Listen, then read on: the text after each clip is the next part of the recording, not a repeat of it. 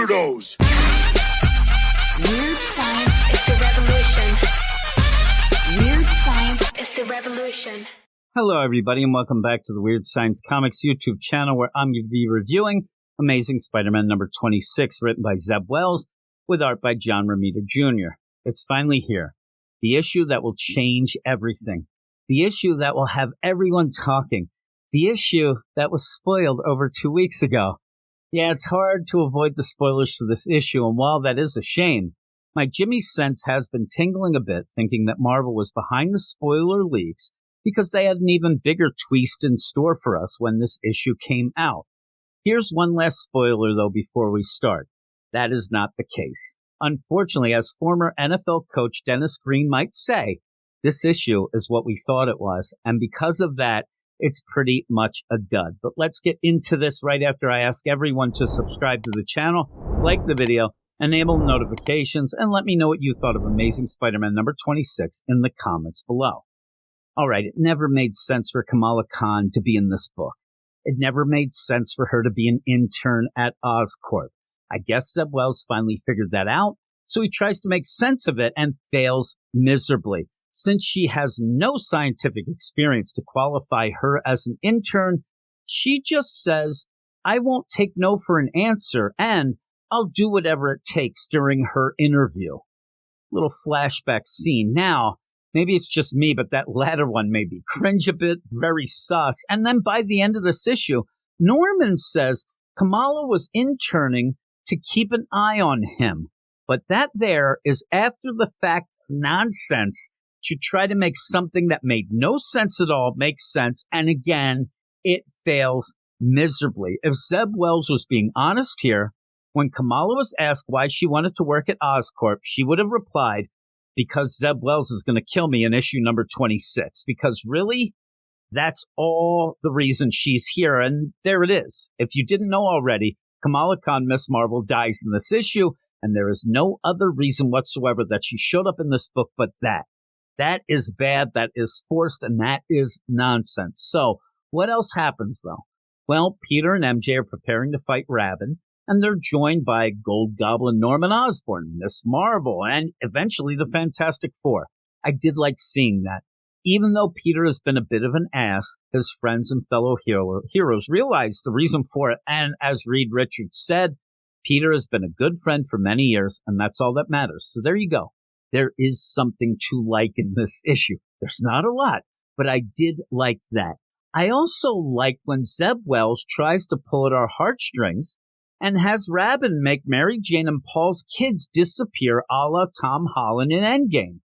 I say I liked it because it made me laugh out loud, and I want those kids the hell out of this book. So there you go.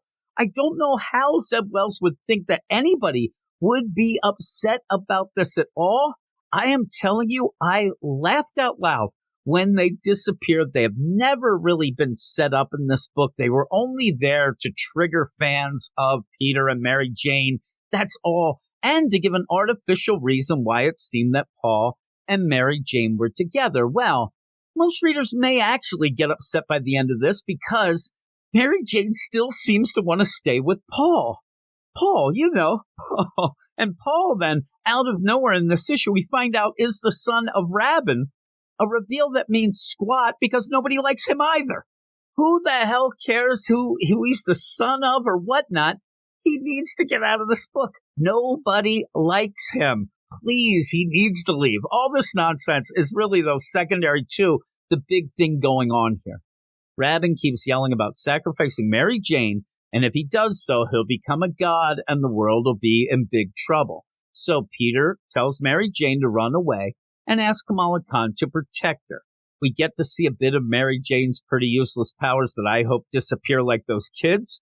And also we do see Kamala step it up and actually get a couple good shots in at Robin, and is a real hero in this issue at that point. Shouldn't be here, but is a hero and at least gets to punch Rabin right in the face. I'd like to punch him too. Then we get the moment that was spoiled, and I will admit, it would have felt bigger if I didn't know what was going to happen, but also it would have made me more angry after the fact because it's all a dupe. Kamala tells MJ they need to split up, And that's when we see Rabin thrust his blade through. Oh my God, Mary Jane? Oh crap, is this the big twist I said that we might get? No. It's actually Kamala using her appearance alteration powers that she once thought was gone due to her healing factor, but has been used a couple times since. So if anybody calls bullcrap on this, it's not bullcrap. This is something that Kamala can do. The last time I remember it happening is during Civil War II, where she used it to dupe Tony Stark by looking like Rhodey. But the whole play of that healing factor, we will get back to in a minute. So what happens now that Rabin killed Kamala instead of Mary Jane? Well, when Rabin first tried all this nonsense, when he tried to become a god with YAP and all that back in Zeb Wells' Amazing Spider-Man in 2008, he actually had some rules going on, and you had to have the sacrifice happen in an amount of time. There was a time limit to it, and that is how they ended up defeating Rabin back then. They ended up delaying him. He missed his window of opportunity and then ended up failing. Here, though, there's no real rules beyond the need, or at least the yelling, that he's going to get that red-haired beauty, Mary Jane. So it seems like without the red hair, you end up having problems.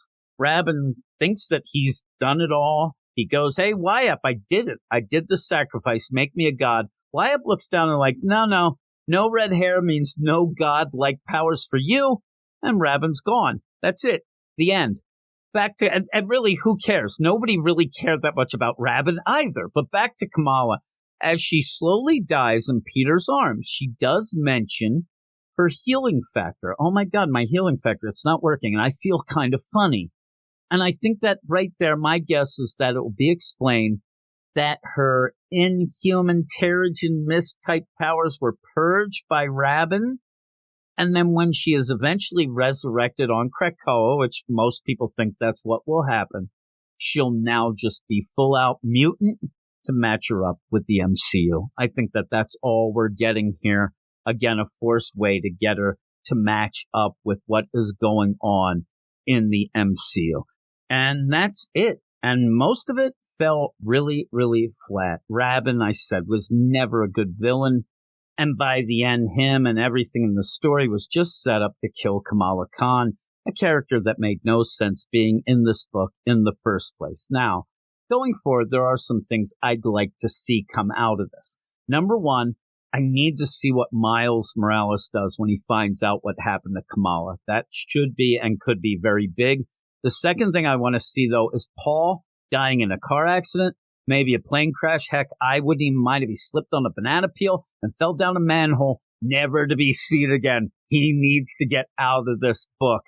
John Romita Jr.'s art, it's been up and down in this whole run, and it really sucks that this is a very, very down issue for him when it's supposed to be so big. The worst might be the panel with the reaction shot after Kamala dies. Mary Jane looks drunk. Norman looks surprised. Sue Storm looks like Mary Jane with blonde hair. Johnny Storm looks like a young Hulk Hogan. Ben Grimm might be high, and somebody needs to wake Reed up because I think he's done falling asleep. Okay, I'll take it back. This is the best art ever. It's hilarious. It was so good. But not great art throughout all this. Overall, this certainly isn't the huge issue Marvel promised, but I also don't think people will be that outraged by it. I think the outrage is kind of gone. I think that the spoilers ended up calming people down because there's just too many damn funny moments in this to really get that angry. I mean, I don't think it was meant to be, but this is a hilarious issue at times and just made me giggle. And because of all that, I'm going to give Amazing Spider-Man number 26 a 3.5 out of 10. And I hope that Zeb Wells has kicked off this book soon, because this is, as the kids say down at the Five and Dime, a load of hogwash. So there you go. I'd love to hear what everybody else thinks about this in the comments. Please let me know. And if you liked it, let me know why all that. I always say that, but I always like to hear any sort of opinion, not just things that agree with me. So there you go. Thanks, everybody. I hope you enjoy and have enough laughs like I did while reading this, and I will talk to you all later. You are all weirdos. Weird science is the revolution. Weird science is the revolution.